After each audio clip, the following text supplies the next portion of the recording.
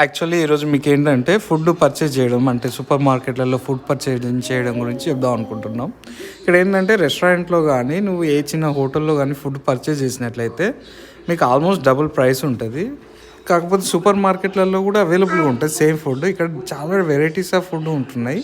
ఎక్కువ ఎగ్ తోటి ఒకటి పొటాటో ఎగ్ కలిపేసి చేస్తూ ఉంటారు, మిక్స్డ్ వెజిటేబుల్స్ కావచ్చు. తర్వాత ఏంటంటే ఇక్కడ పాస్తా ఎక్కువగా ఇంట్రెస్ట్ చూపుతారు. అదే కాకుండా ఇక్కడ పాయజా, మనకు హైదరాబాద్ బిర్యానీ అక్కడ ఎంత ఫేమస్ ఇక్కడ పాయజా అంత ఫేమస్.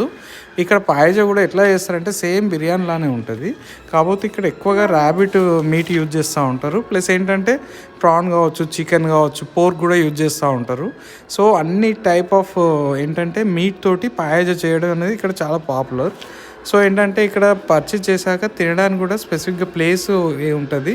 ఓవెన్ కావచ్చు, స్పూన్స్ కావచ్చు, ప్లేట్స్ కానీ ఇస్తారు, కానీ ఇలాంటి చార్జ్ చేయరు.